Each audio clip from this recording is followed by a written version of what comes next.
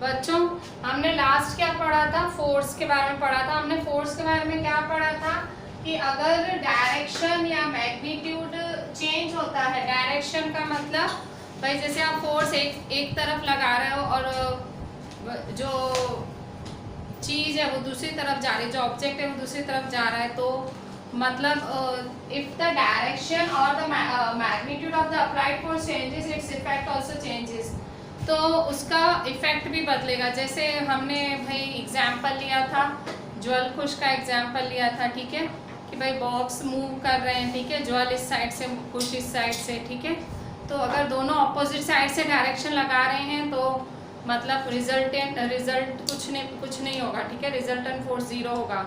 पर अगर ये ज्वल खुश अगर एक ही डायरेक्शन में धक्का लगाएंगे तो जो रिजल्ट होगा वो मतलब ज़्यादा होगा, मतलब न्यूटन बढ़ेगा, फोर्स बढ़ेगा। सो इफ द डायरेक्शन और द मैग्नीट्यूड, मतलब मैग्नीट्यूड मैंने आपको बोला जैसे 5 न्यूटन 10 न्यूटन, डायरेक्शन और the magnitude of the applied force changes its effect also changes, उसका चेंज इफेक्ट भी चेंज होगा। तो पहली चीज़ ये, कब फोर्स का इफेक्ट चेंज होता है, जब मैग्नीट्यूड और डायरेक्शन, मतलब मैग्नीट्यूड और डायरेक्शन की वजह से इफेक्ट ऑफ फोर्स चेंज होता है, ठीक है। अब पेज 131 से आज समझेंगे। पेज 131 में आप देखो, force can change the state of motion. Heading है कि फोर्स किस पर डिपेंड करता है, state of motion. Force can change state of motion. Force state of motion कैसे बदल सकता है, पहले स्टेट ऑफ मोशन क्या होता है। देखो, कोई भी ऑब्जेक्ट की दो पोजीशन होती है, या तो वो रेस्ट पे होता है या मूविंग। ऑब्वियसली कोई ऑब्जेक्ट या तो ऐसे एकदम स्थिर होगा, खड़ा होगा, या तो मूव कर रहा होगा, ठीक है। सो कोई भी ऑब्जेक्ट की दो पोजीशन होती है, रेस्ट और मूविंग, रेस्ट और स्टेशनरी, ठीक है। सो फोर्स से आप उस ऑब्जेक्ट को मूव कर सकते हो। जैसे कोई ऑब्जेक्ट खड़ा है, जैसे बॉल है, ठीक है, बॉल पड़ा हुआ है, अगर आप जोर से उसको बैट से मारो तो वो मूव होने लगेगा, ठीक है। तो फोर्स ने क्या किया, रेस्ट पे था और उसका मोशन बदल दिया, ठीक है, मोशन बदल दिया, चेंज ऑफ मोशन, ठीक है। उसका जो स्टेट था, मोशन का स्टेट था, पहले क्या था, रेस्ट। रेस्ट मतलब स्टेशनरी, भाई पड़ा हुआ स्थिर, ठीक है। देखो मोशन दो होते हैं, रेस्ट या स्टेशनरी, और दूसरा मूविंग होता है, ठीक है। तो कोई ऑब्जेक्ट अगर रेस्ट पे है तो आप फोर्स अप्लाई करोगे तो वो मूव होने लगेगा, ठीक है। और अगर आप डायरेक्शन के साथ साथ ऑब्जेक्ट मूव कराते हो तो फोर्स, मतलब आप कम फोर्स से ज़्यादा वर्क कर सकते हो, ठीक है। जैसे कि यहाँ आपके पेज 131 में, पेज 131 में यहाँ एक आपको ये दिया हुआ है। 131 में देखो, ये जो बच्ची है, ये जो साइकिल का टायर है उसको थोड़ा थोड़ा फोर्स लगा के आगे की तरफ पुश कर रही है। ये ना ये बच्चे ना गेम खेलते हैं, ठीक है, ये बच्चे गेम खेलते हैं एक दूसरे से, मतलब वो बच्चे कॉम्पीट करते हैं, ठीक है। सब टायर पकड़ लेते हैं एक एक, और सब फोर्स लगाते उसका स्टेट ऑफ मोशन बदलते रहते हैं, और स्पीड बढ़ाएंगे और स्पीड, मतलब जैसे जैसे पुश करेंगे, जैसे जैसे आगे बढ़ेंगे, स्पीड बढ़ती जाएगी। तो ये क्या है, मतलब अप्लाइड फोर्स और इंक्रीज, स्पीड भी इंक्रीज हुई और उसका स्टेट ऑफ मोशन भी चेंज हुआ, ठीक है। सो इस तरह से इवन आप जब देखते हो कि भाई एक गोलकीपर है, ठीक है, या तो दूसरा एग्जांपल लेते हैं, फुटबॉल में एक पेनल्टी किक ली जाती है, ठीक है।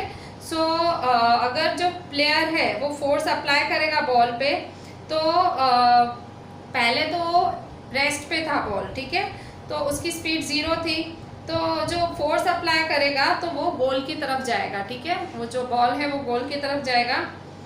और समझो वो जो गोलकीपर खड़ा है, गोल बचाने के लिए खड़ा है, वो जंप कर रहा है, तो गोलकीपर ने क्या किया, उसने फिर से उस मूविंग बॉल पे फोर्स डाला और उसने उसको क्या कर दिया, स्टॉप कर दिया, ठीक है। देखो फिर से जब पेनल्टी किक लगाई जाती है फुटबॉल में, तो एक प्लेयर एक स्टेशनरी बॉल पे फोर्स लगा के उसको मूव कराता है, ठीक है।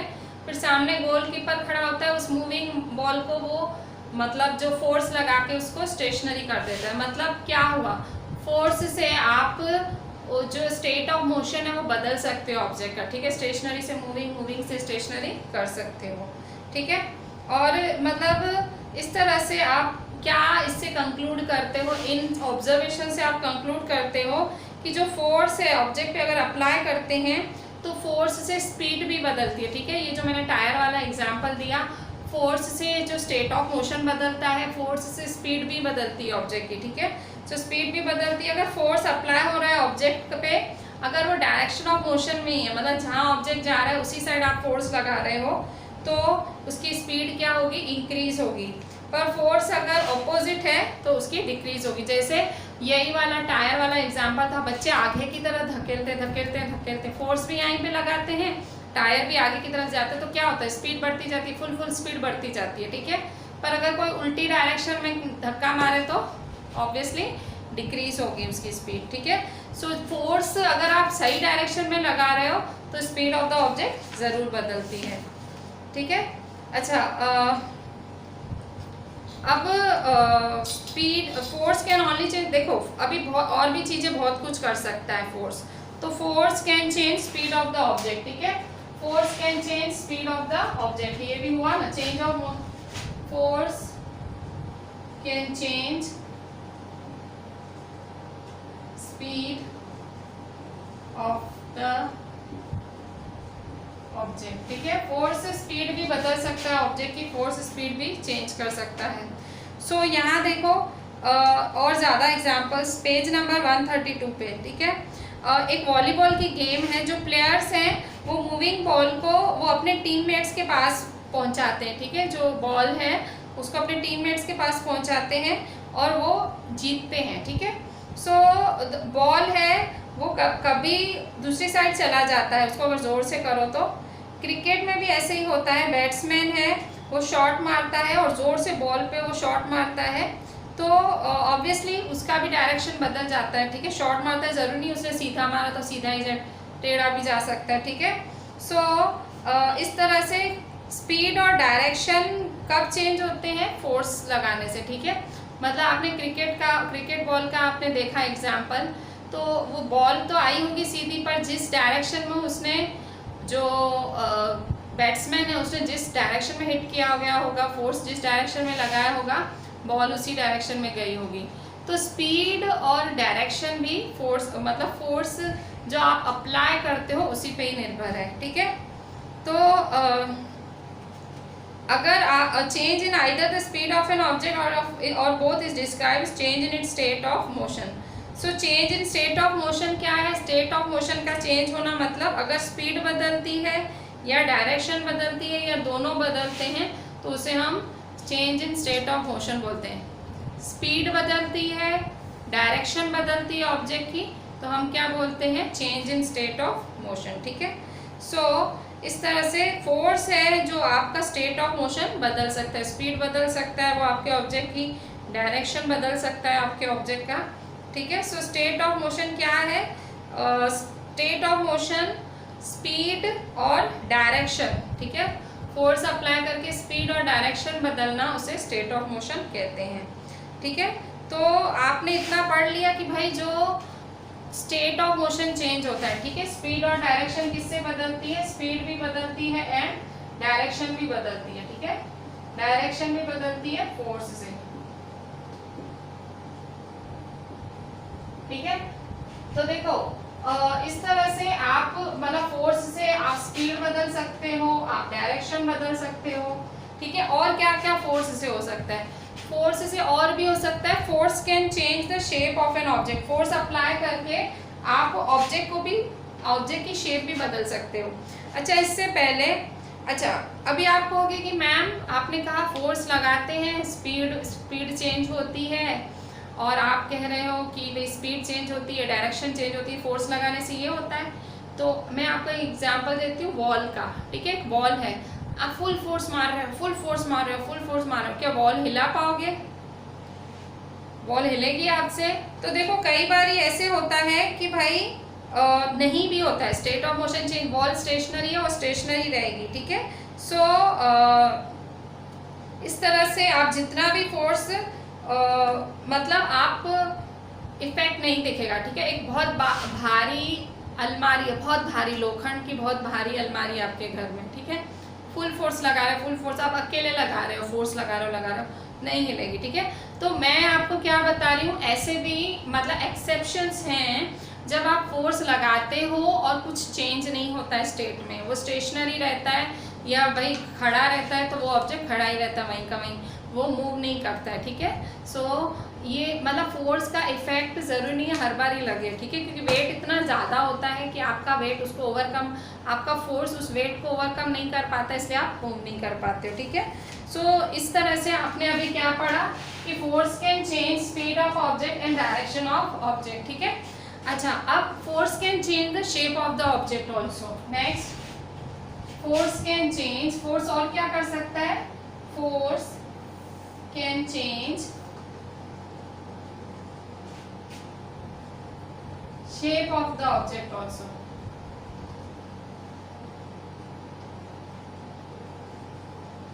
अच्छा, ऑब्जेक्ट की शेप कैसे बदल सकता है।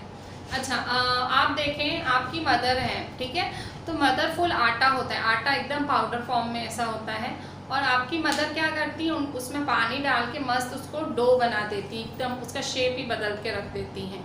उसके बाद उसकी छोटी छोटी लोइयाँ बना के फिर उसकी रोटी बनाती हैं गोल गोल मस्त। क्या किया आपकी मदर ने, उन्होंने फोर्स से उस ऑब्जेक्ट जो कि एक फ्लोर FLOUR जो आटा था उसका आपकी मदर ने क्या किया, आपकी मदर ने उसका शेप बदला, ठीक है। So yes, force can change the shape of the object also. आटा कैसे गूंद पाई आपकी मदर, नेड कैसे कर पाई डो को, KNEAD, नेड, DOUGH, डो, आटा, नेड मतलब गूंदना, डो मतलब आटा, ठीक है। तो आटा कैसे गूंद पाई आपकी मदर, उन्होंने फोर्स लगाया, ठीक है। अच्छा, वो भी देखो उन्होंने उसमें भी डायरेक्शन में फोर्स लगाया तो आटा गूंदा, ठीक है। अगर पानी ऐसे डालती, हाथ ऐसे बस ऐसे घुमाती रहती तो आटा नहीं गूंदता, ठीक है। आटे में भी आपकी मदर एक टेक्निक यूज़ करती है, अगर आप ध्यान से देखो, वो डायरेक्शन, फोर्स सब एकदम ध्यान रखती हैं, फिर जाके आटे का रिजल्ट मिलता है, ठीक है। इसी तरह से अगर आप देखते हो कोई ऐसे साइकिल की सीट होती है, ठीक है, तो साइकिल की सीट होती है, तो साइकिल की सीट पे ऐसे हम बैठते हैं तो वो भी देखो प्रेस हो जाती है, ठीक है, तो नीचे दब जाती है, उसका भी शेप बदल गया, ठीक है। फिर कई बार हम रबर बैंड होती है, ठीक है, जो यहाँ हमारे बालों पे बांधते हैं, सो रबर बैंड ऐसे खींचते हैं, उसका भी शेप बदला फोर्स से। सो मतलब yes, force can change the shape of the object, ठीक है। सो इवन आप एक फूला हुआ बलून है, ठीक है, फूला हुआ बलून भी आप ऐसे थोड़ा तो पिचकेगा, ठीक है। सो इस तरह से आप जो है आप आराम मतलब फोर्स से उसका जो ऑब्जेक्ट है उसका शेप भी बदल सकते हो, ठीक है। तो ये आपने क्या पढ़ा कि फोर्स में change shape of an object also, ठीक है। तो आप फोर्स क्या क्या कर सकता है, सो फोर्स क्या क्या कर सकता है, फोर्स ऑब्जेक्ट को रेस्ट से हटा सकता है, मतलब रेस्ट पोजीशन से हिला सकता है, फोर्स स्पीड बदल सकता है मूविंग ऑब्जेक्ट की, फोर्स डायरेक्शन ऑफ मोशन बदल सकता है, फोर्स शेप बदल सकता है, और फोर्स ये सारी चीज़ें एक साथ भी कर सकता है, ठीक है। सो ये है सब इफेक्ट ऑफ फोर्स। तो एक क्वेश्चन लिखो,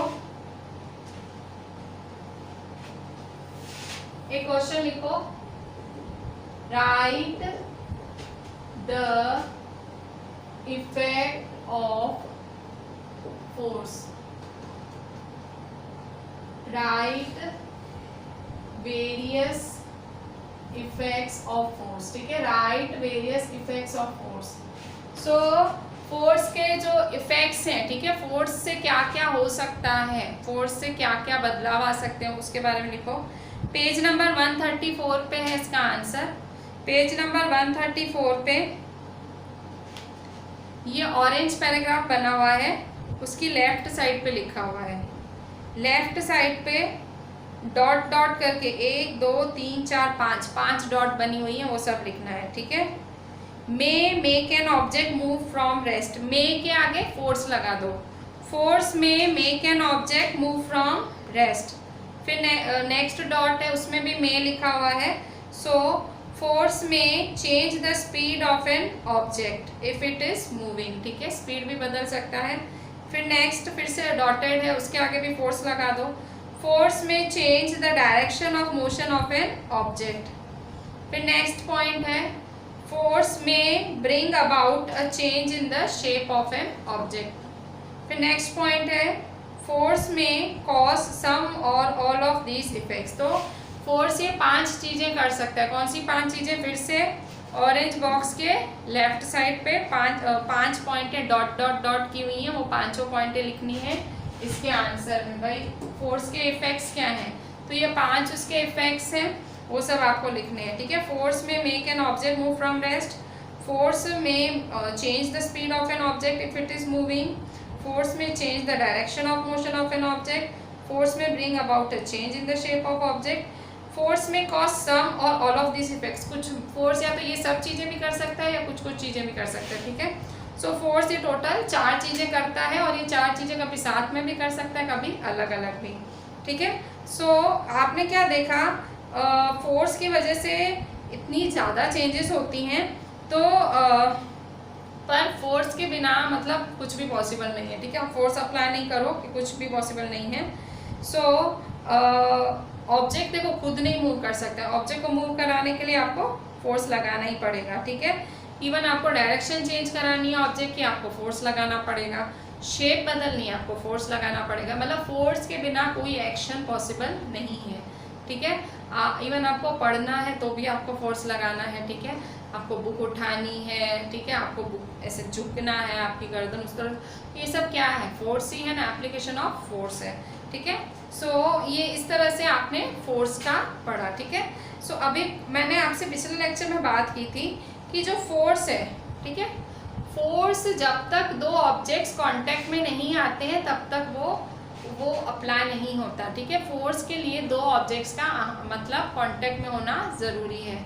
जैसे मैंने आपको बताया था कल कि भाई कार खड़ी है, ठीक है, कार है और पीछे एक आदमी दूर खड़ा है, तो उसके दूर खड़े से कार का कुछ नहीं होगा, ठीक है। कार का कब कुछ होगा, जब वो उसको धक्का मारेगा, ठीक है। सो मतलब आपका कांटेक्ट ऑब्जेक्ट, दोनों ऑब्जेक्ट्स का कांटेक्ट होना ज़रूरी है अगर फोर्स अप्लाई करना है, ठीक है। सो मतलब मोस्टली ज़रूरी होता ही है, ठीक है। काफ़ी केसेस हैं जिनमें नहीं भाई दोनों ऑब्जेक्ट के टच के बिना भी फोर्स अप्लाई होता है, वैसे भी केसेस हैं। पर पहले हम कांटेक्ट फोर्सेस, तो कांटेक्ट फोर्सेस क्या हैं, जब आप दो बॉडीज़ हैं वो टच में आती हैं और उसके बाद फोर्स का इफेक्ट आता है या फोर्स अप्लाई होता है, उसे हम कहते हैं कांटेक्ट फोर्सेस। तो देखो आप देखो बुक पड़ी है टेबल पे, क्या बुक ऐसे ही हिल जाएगी? ऑब्वियसली नहीं, आपको उठानी पड़ेगी। आपको अगर एक बकेट उठानी है, वाटर से भरी हुई बकेट उठानी है, तो क्या आपको बिना फोर्स के वो नहीं, आपको झुकना पड़ेगा, वो बकेट का फोर्स से उसको उठाना पड़ेगा।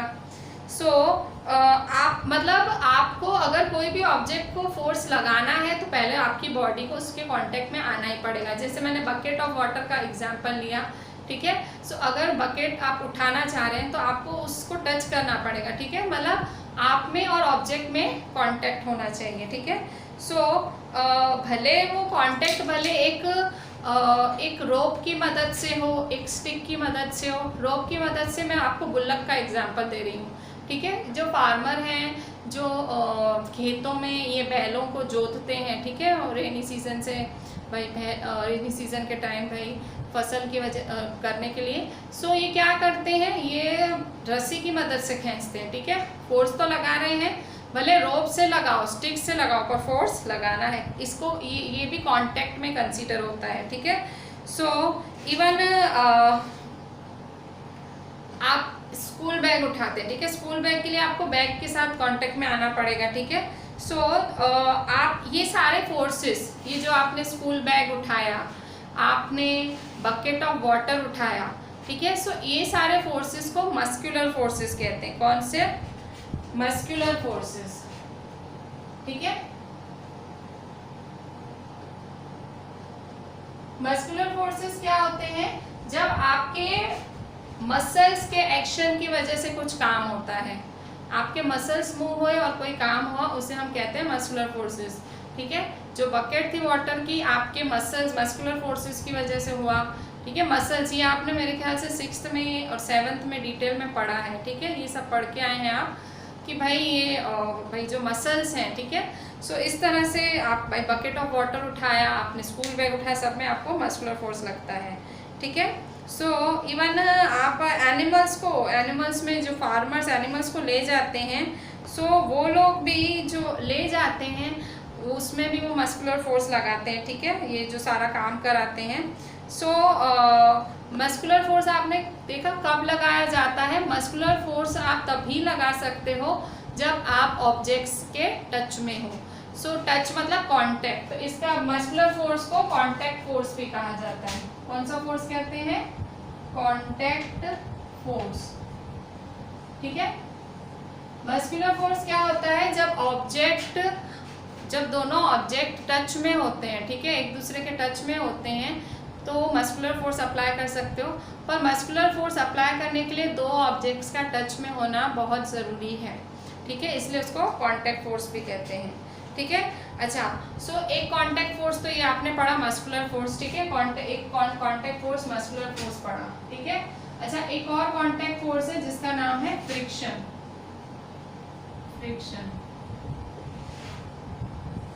ठीक है, फ्रिक्शन भी कांटेक्ट फोर्स ही है, ठीक है। फ्रिक्शन क्या होता है?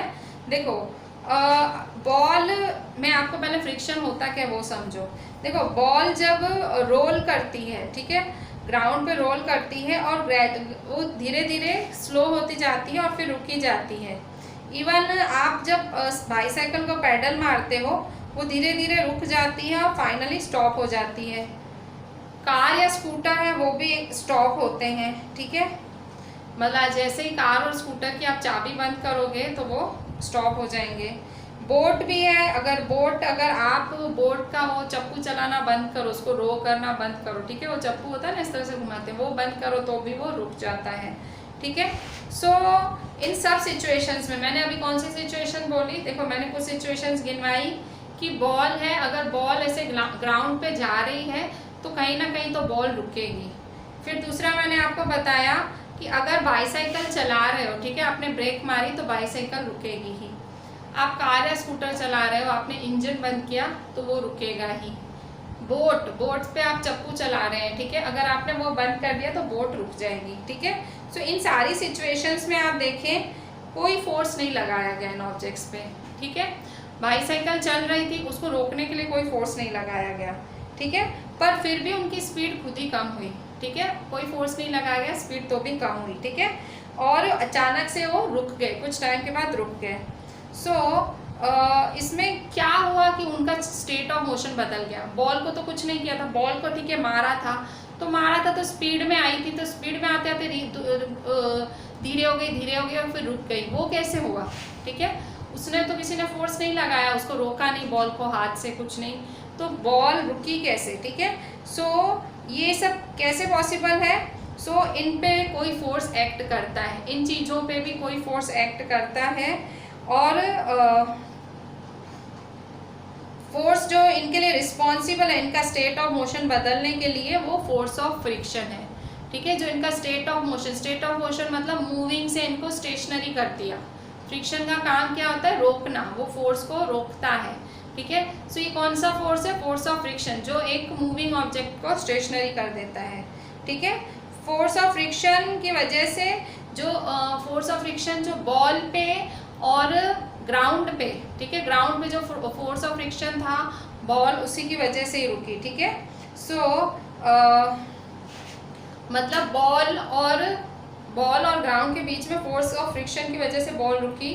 और फ्रिक्शन जैसे बोट कैसे रुकी थी, तो बोट कैसे रुकी थी? वाटर और बोट के बीच में जो फोर्स ऑफ फ्रिक्शन था उसकी वजह से रुकी।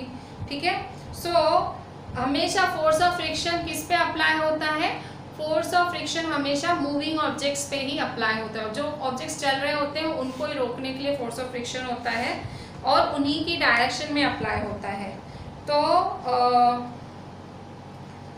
मतलब वो फोर्स उल्टा ही चलता है। ठीक है, अगर ऑब्जेक्ट ऐसे जा रहा है, देखो फ्रिक्शन, अगर ऑब्जेक्ट ऐसे जा रहा है, फुल स्पीड में ऐसे जा रहा है, तो फोर्स ऑफ फ्रिक्शन ऐसे एक्ट करेगा, तो ऑब्जेक्ट रेस्ट पे आ जाएगा, रुक जाएगा। ठीक है, अगर ऑपोजिट डायरेक्शन में फोर्स अप्लाई हो रहा है सो वो ऑब्जेक्ट ऑटोमेटिकली रुक जाएगा। ठीक है, सो जो फोर्स ऑफ फ्रिक्शन है वो हमेशा मूविंग ऑब्जेक्ट्स पे ही एक्ट करता है और उसकी डायरेक्शन हमेशा डायरेक्शन ऑफ मोशन से ऑपोजिट होती है। मतलब जैसे ये डायरेक्शन ऑफ मोशन बॉल की ये थी तो इसकी यहाँ ऑपोजिट होगी, याद रखना, क्योंकि फोर्स ऑफ फ्रिक्शन क्या करता है, रोकने का काम करता है, तो उसकी डायरेक्शन क्या होती है, ऑपोजिट होती है, याद रखना, ठीक है। सो अच्छा, फोर्स ऑफ फ्रिक्शन आता कहाँ से, फिर से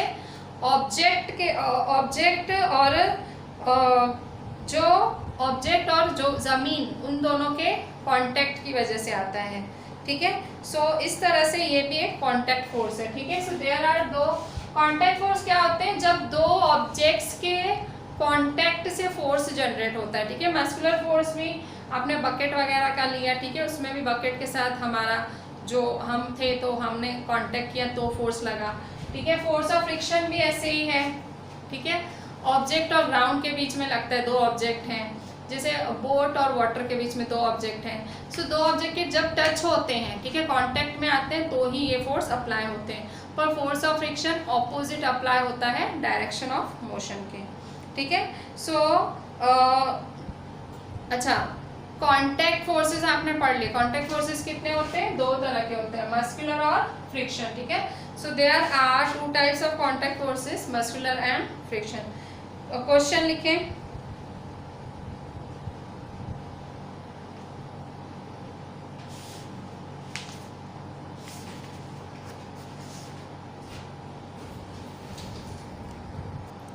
तो क्वेश्चन लिखें बच्चों, लिखें explain contact forces. Question, explain contact forces with examples, ठीक है, एग्जाम्पल्स भी लिखो। सो आंसर, कांटेक्ट फोर्स क्या होते हैं, जब दो ऑब्जेक्ट्स टच में आते हैं, इसे कांटेक्ट फोर्स कहते हैं। The force which come into play only when two objects come in contact with each other. The forces which come into play only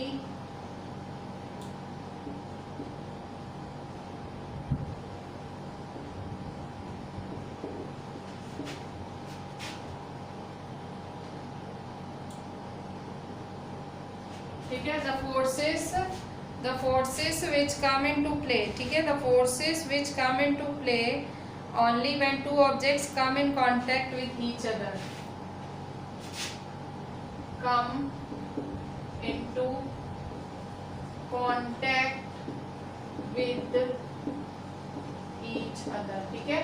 वो forces जो लगते हैं, कम इनटू प्ले मतलब जो पैदा होते हैं, कब पैदा होते हैं, कम इनटू प्ले का मतलब पैदा होना, उत्पन्न होना, ठीक है, टू एग्जिस्ट। वो फोर्सेस कब एग्जिस्ट करते हैं, जब दो ऑब्जेक्ट्स एक दूसरे के टच में या कांटेक्ट में आते हैं, ठीक है, विद ईच अदर, ठीक है। Such forces are called contact forces. Such forces are called contact forces. Example, first है gravitational force,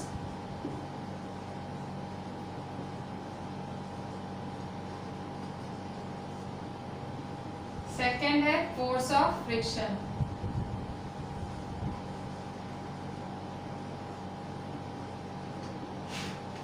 ठीक है। सो इस तरह से दो फोर्सेस एक्ट करते हैं, ठीक है, एक ग्रेविटेशनल फोर्स और दूसरा force of friction. Contact force के ये दो एग्जांपल्स हैं, ठीक है। So what is muscular force, ठीक है, डिफाइन मस्कुलर फोर्स। ए ग्रेविटेशनल नहीं, muscular force.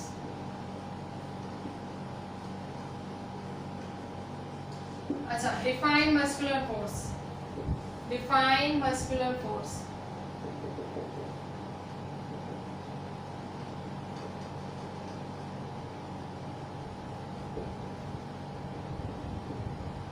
Answer, muscular force का क्या आंसर लिखेंगे। सो muscular force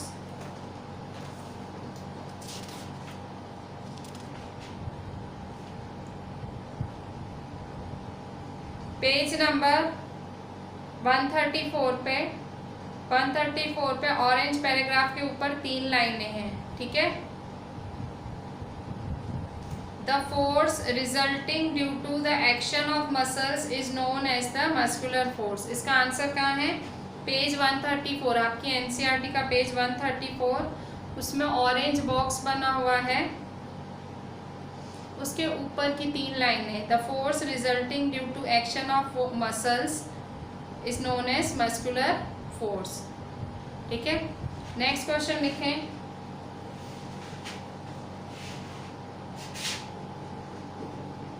Why muscular force is also called contact force?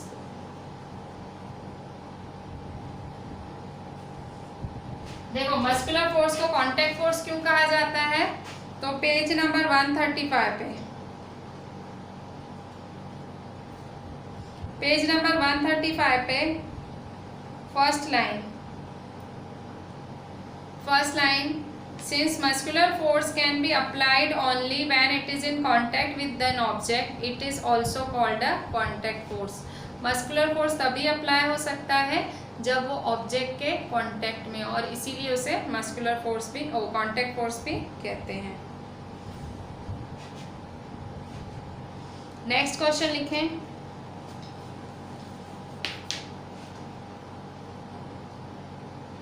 Define force of friction. Next question.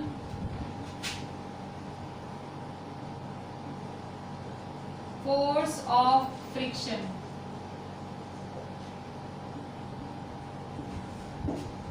ठीक है, force of friction क्या होता है? सो फोर्स ऑफ फ्रिक्शन की मैं आपको डिक्टेट कर रही हूँ डेफिनेशन, यहाँ प्रॉपर डेफिनेशन नहीं है।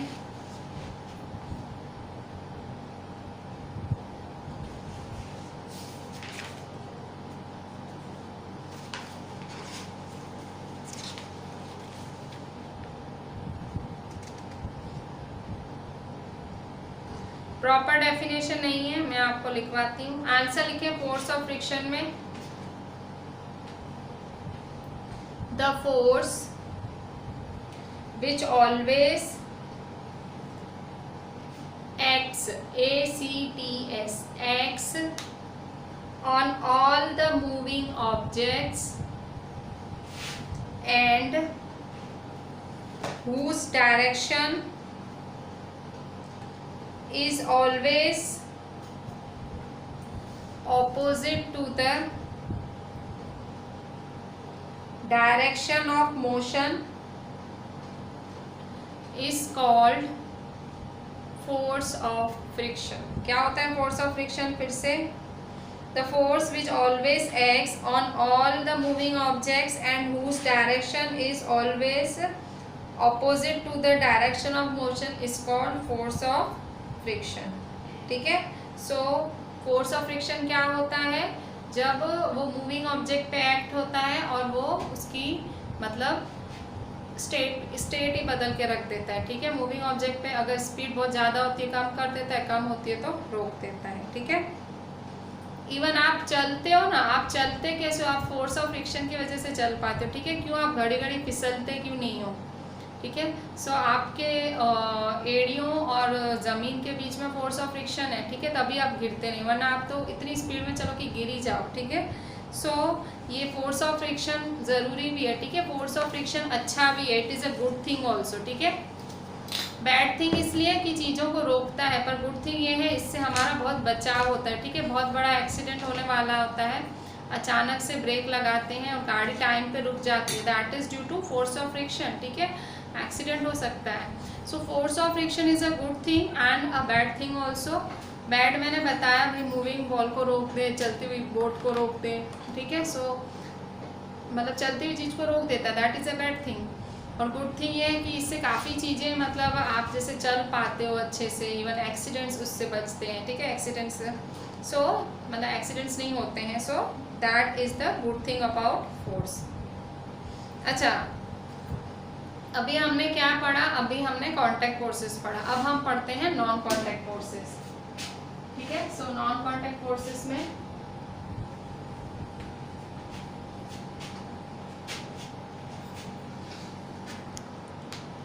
बच्चों अभी नॉन कांटेक्ट फोर्स क्या होता है? कांटेक्ट में क्या पढ़ा था? कांटेक्ट फोर्स में दो बॉडीज का कांटेक्ट में होना ज़रूरी है, या बॉडी का ग्राउंड के साथ या बॉडी का बॉडी के साथ कांटेक्ट में होना ज़रूरी है, टच में होना ज़रूरी है, तभी फोर्स पैदा होगा। The force will come in to play only at that time. ठीक है, सो अब नॉन कांटेक्ट फोर्सेस क्या होते हैं? ठीक है, सो define non contact forces, right it's example.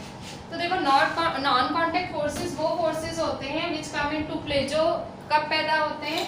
Without any contact of objects with one another are called non contact forces. The forces which come into play without any contact of the object with one another, बिना किसी touch के, बिना किसी contact के तो भी force develop होता है, that is called non contact forces. ठीक है, नॉन कांटेक्ट फोर्सेस उसी को ही कहा जाता है। इसके एग्जाम्पल्स हैं 3। ठीक है, so 3 examples are there. First one is magnetic force, second is electrostatic force and third is gravitational force. ठीक है, मैग्नेटिक, इलेक्ट्रोस्टैटिक और ग्रेविटेशनल फोर्स। मैग्नेटिक फोर्स वो फोर्स होता है जैसे कि दो मैग्नेट्स के बीच में, ठीक है, दो बार मैग्नेट्स। ठीक है, दो बार मैग्नेट रखो आप, ठीक है, बार मैग्नेट आपने पढ़े हैं, समझो नॉर्थ है साउथ है। ठीक है, ये दूसरा बार मैग्नेट है। ठीक है, नॉर्थ है साउथ है। तो जब आप नॉर्थ को नॉर्थ के साथ रखोगे, ठीक है, जब आप नॉर्थ को नॉर्थ के साथ रखोगे, नॉर्थ बार मैग्नेट को नॉर्थ बार मैग्नेट के साथ रखोगे, तो क्या होगा? रिपेल होगा। ठीक है, ठीक है, रिपेल होगा।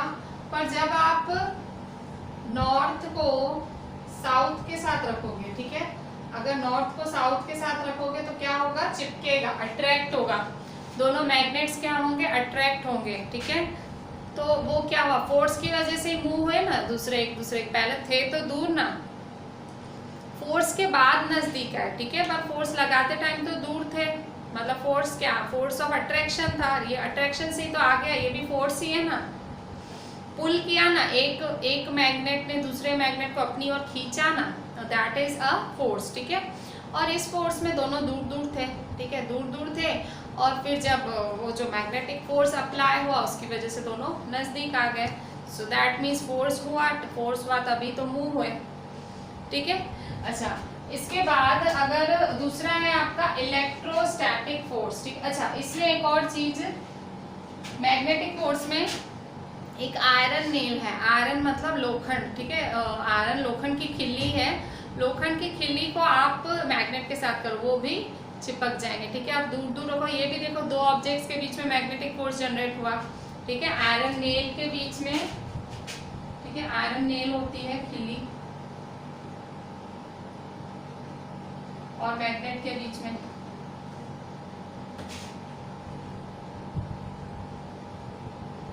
ये भी नॉन कांटेक्ट फोर्स, या तो मैग्नेटिक फोर्स ही हुआ ना। ठीक है, अच्छा, इसके बाद इलेक्ट्रोस्टैटिक फोर्स होता है। इलेक्ट्रोस्टैटिक फोर्स, इलेक्ट्रोस्टैटिक वर्ड देखो, इलेक्ट्रो वर्ड किससे जुड़ा हुआ है? चार्ज, चार्ज प्रोड्यूस होना, दैट इज इलेक्ट्रोस्टैटिक फोर्स। नाम देखो क्या है?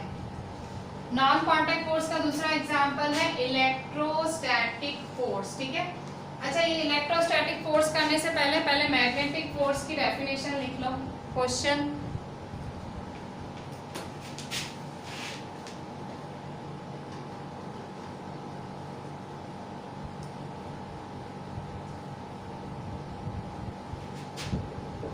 Define magnetic force. ठीक है, मैग्नेटिक फोर्स को डिफाइन करो, कैसे करोगे? पेज नंबर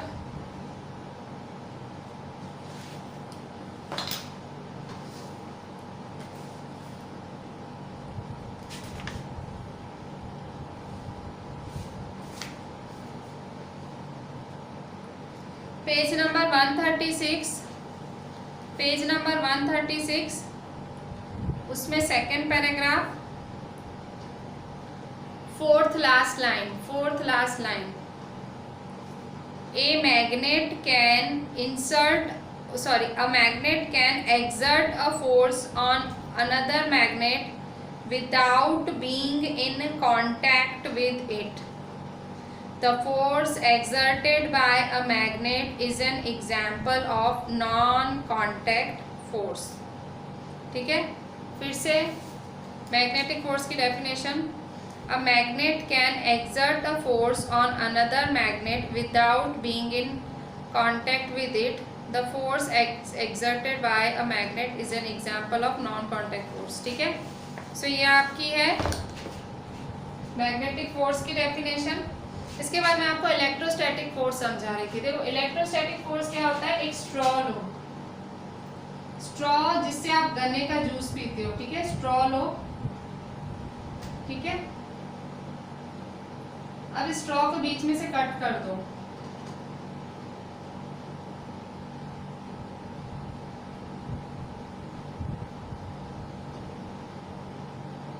दो हिस्सों में कट कर दी स्ट्रॉ. अच्छा, अब क्या करो.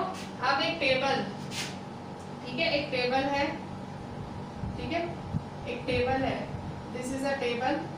अब इस टेबल पे एक डोरी से ये स्ट्रॉ बांधो. एक, ठीक है, एक स्ट्रॉ का हिस्सा बांधो ऐसे. यहाँ से टाई कर दो, ऐसे बांधो. ठीक है, अब एक दूसरी स्ट्रॉ, ये दूसरा, ये आपने तोड़ी ना, तोड़ी हुई तोड़ा हुआ एक हिस्सा यहाँ टेबल पे बांध दो. टेबल से डोरी पे बांध दो. और दूसरा छोटा स्ट्रॉ का हिस्सा लो. वो छोटा स्ट्रॉ का हिस्सा दूसरा लेके उसको जोर से ना ऐसे, वो कहते हैं ना, पेपर से जोर जोर से रब करो. जोर जोर से पेपर से रब करो, जोर जोर से वो स्ट्रॉ के. और हो सके फिर इसको भी रब करो. ठीक है, तो पेपर से जोर से घसोगे ना, फिर ये स्ट्रॉ को इसके नजदीक ले जाओगे. टच नहीं कराना, सिर्फ नजदीक ले जाना. तो ये दोनों अट्रैक्ट होंगी, शायद चिपक भी जाएंगी. ठीक है, तो इसे क्या बोलते हैं. इसे बोलते हैं इलेक्ट्रोस्टैटिक फोर्स, चार्ज का फोर्स. ठीक है, आप लोग मेरे ख्याल से बालों पे भी ऐसे पेपर घस के, फिर आप लोग क्या करते थे. आप लोग, मैंने स्टूडेंट्स को ही करते देखा, छोटे छोटे पेपर के टुकड़े कर करके बालों पे से रब करके, फिर ऐसे स्केल से चिपकाने की कोशिश. स्केल ऐसे थोड़ी सी दूरी पे रखते, तो वो खुद ही चिपकता है पेपर. ठीक है, छोटे छोटे नहीं, आप पेपर को पहले जोर जोर से बालों पे रब करते हो, फिर छोटे छोटे टुकड़े काट के फिर स्केल ऐसे रखते हो, तो वो चिपकता है स्केल के साथ.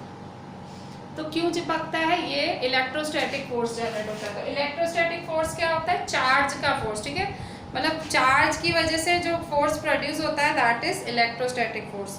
सो इलेक्ट्रोस्टैटिक फोर्स का लिखें क्वेश्चन. Define electrostatic force. ठीक है, सो इलेक्ट्रोस्टैटिक फोर्स क्या है. इलेक्ट्रोस्टैटिक फोर्स है आपका पेज नंबर 136 पे. पेज नंबर 136 पे साइड में पैराग्राफ है ना, साइड में पैराग्राफ, उसमें साइड में सेकंड पैराग्राफ. 136 पे वो टेबल के नीचे second paragraph, first line. The force exerted by a charged body on another charged or uncharged body, force comes into play, is known as electrostatic force. फिर से second paragraph से फिर से पढ़ रही हूँ. First line, the force exerted by a charged body on another charged or uncharged body is known as electrostatic force. ठीक है, इलेक्ट्रोस्टैटिक फोर्स 3 लाइनें. टेबल के नीचे सेकंड पैराग्राफ, फर्स्ट 3 लाइनें. ठीक है, वो हुई इलेक्ट्रोस्टैटिक फोर्स की डेफिनेशन. ठीक है, अब नेक्स्ट देखो ग्रेविटेशनल फोर्स. ग्रेविटेशनल फोर्स या फोर्स ऑफ ग्रेविटी क्या होता है. सो ग्रेविटेशनल फोर्स या फोर्स ऑफ ग्रेविटी क्या होता है. So question, define gravitational force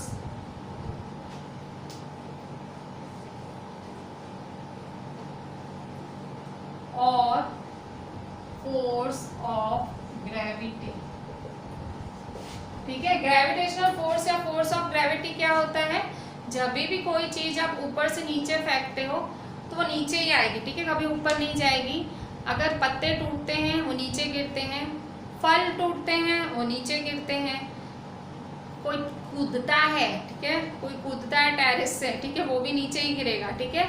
so जो भी चीज़ ऊपर से गिरती है वो नीचे ही आती है, ठीक है। क्यों? क्योंकि हमारी अर्थ के पास एक फोर्स है, एक पुल्लिंग फोर्स है, वो खींचता है हर किसी को, उसे कहते हैं ग्रेविटेशनल फोर्स। हमारी अर्थ के पास ये फोर्स है, और ये भी एक नॉन कॉन्टैक्ट फोर्स ही हुआ ना। जब चीज़ ऊपर से आ रही थी तो चीज़ तो वहाँ थी, अर्थ थी नीचे, तो कांटेक्ट ही नहीं था, तो ये भी एक एग्जांपल हुआ ना नॉन कांटेक्ट फोर्स का। 3 एग्जांपल लिखाए थे ना। तो फोर्स ऑफ ग्रेविटी क्या है, page number 137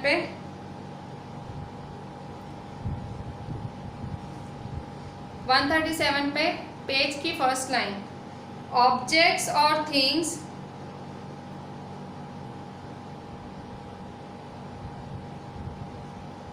fall towards the earth because it pulls them. This force is called the force of gravity.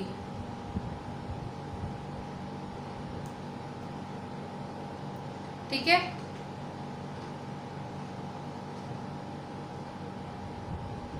उसके अलावा ये लिखने के अलावा इस known as is called force of gravity. उसके अलावा बॉक्स में, ऑरेंज बॉक्स है ना, उसमें से भी लिखो 4 लाइनें। Gravity is not a property of the earth alone, in fact every object, page number 137 पे पढ़ रही हूँ। Gravity is not a property of the earth alone, in fact every object in the universe whether small और large exerts a force on every other object. This force is known as gravitational force. Gravitational force मतलब force of gravity देखो अलग है। जो अगर आप force of gravity बोल रहे हो तो वो अर्थ और ऑब्जेक्ट के बीच में है, और जब आप ग्रेविटेशनल फोर्स बोलते हो तो वो 2 ऑब्जेक्ट्स के बीच में है। ग्रेविटेशनल फोर्स किसके बीच में होता है? 2 ऑब्जेक्ट्स के बीच में, ठीक है। 2 ऑब्जेक्ट्स के बीच में होता है, वो होता है ग्रेविटेशनल फोर्स। ग्रेविटेशनल फोर्स होता है 2 ऑब्जेक्ट्स के बीच में, ठीक है। मतलब हमारी सृष्टि में, हमारे अर्थ पे कोई भी 2 चीजें हैं वो एक दूसरे पे ग्रेविटेशनल फोर्स डालती हैं। कोई भी 2 चीजें अट्रैक्ट हो सकती हैं, ज़रूरी नहीं है सिर्फ अर्थ के पास ही। अगर अर्थ के पास है उसे हम फोर्स ऑफ ग्रेविटी या सिर्फ ग्रेविटी कहते हैं, पर ग्रेविटेशनल फोर्स वो फोर्स होता है जब 2 ऑब्जेक्ट्स एक दूसरे को अट्रैक्ट करते हैं। When 2 objects on this earth attract each other, that force is called gravitational force, ठीक है। So इस तरह से एक दूसरे पे फोर्स डाल के एक दूसरे को अट्रैक्ट करते हैं, that is called a gravitational force. So here we end our force topic. Next time we will start pressure topic. जितना भी मैंने डिक्टेट किया, क्वेश्चन आंसर्स लिखा है, please write each and everything. Hear the lecture again and again properly लिखना है, and you have to WhatsApp me. चलें, thank you.